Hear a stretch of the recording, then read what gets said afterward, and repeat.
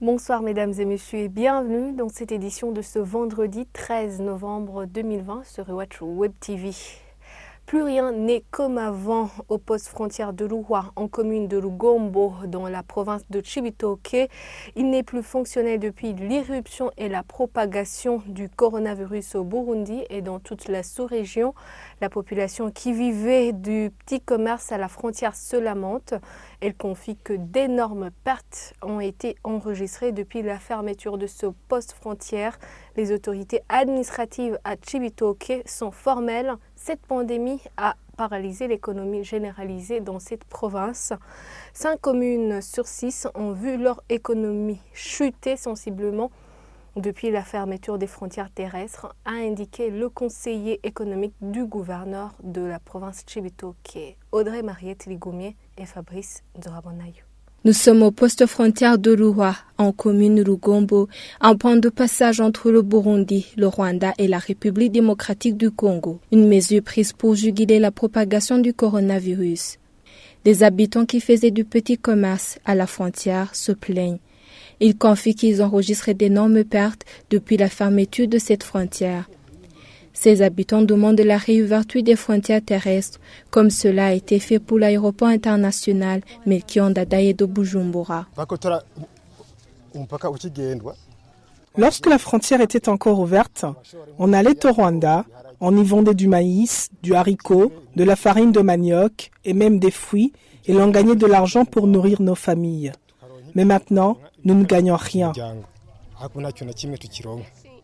Nous avons du mal à nourrir nos enfants parce qu'on ne travaille plus. Avant, on vendait quelque chose et on gagnait de l'argent pour acheter du haricot, mais maintenant nous sommes obligés de cueillir des feuilles de manioc pour les nourrir.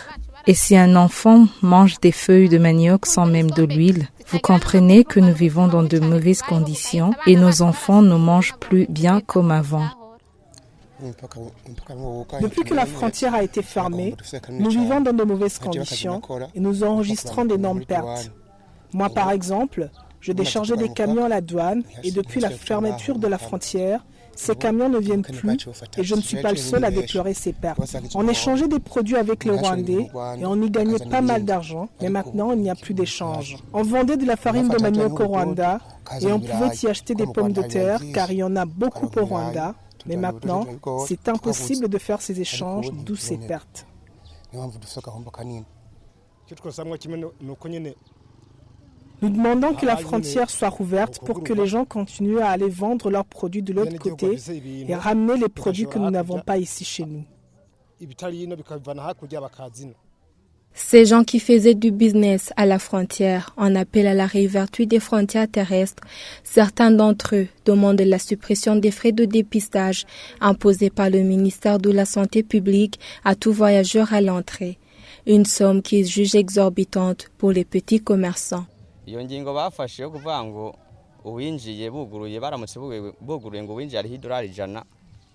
La mesure prise d'imposer aux gens qui entrent dans le pays à payer $100 une fois que les frontières seront rouvertes est lourde. Même si c'était $50, ce n'est pas tout le monde qui est à mesure d'avoir cet argent pour pouvoir voyager. C'est trop. Et à part le fait d'avoir cet argent, il y a même des gens qui n'ont pas encore vu $1 depuis leur naissance. C'est trop demandé qu'ils arrêtent cette mesure. C'est difficile d'avoir cette somme et le pire, c'est qu'il y a même des personnes parmi nous qui ne savent pas à quoi ressemble $1 et d'autres qui pourraient à peine le reconnaître par le fait qu'il ne ressemble pas à notre monnaie. Et ici chez nous, nous vivons dans une grande pauvreté.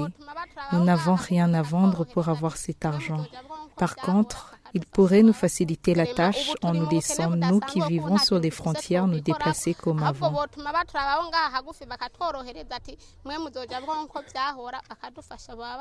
L'administration à Cibitoke parle d'une baisse des activités économiques dans cette province depuis l'irruption de la COVID-19 dans le pays. D'après Ruben Tubilabe, conseiller économique du gouverneur, 5 communes sur 6 ont été touchées suite à la fermeture des frontières terrestres.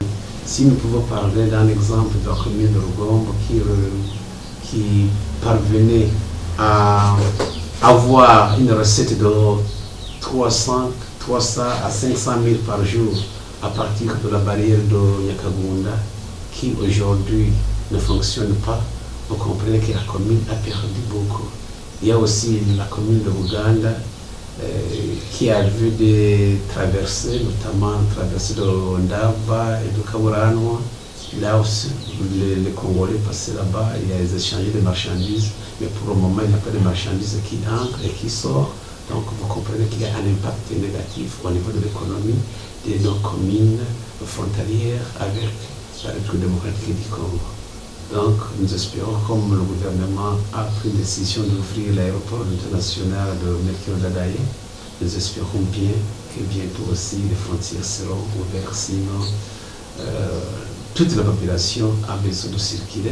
Le conseil économique du gouverneur de Cibitoke a également confié qu'en raison de cette chute des activités économiques, les projets de développement tournent au ralenti. Selon lui, un projet qui avait un délai d'exécution de 2 mois peut maintenant aller au-delà de 5 mois. Point final à cette édition. Merci de nous avoir choisis. Très bon week-end à tous.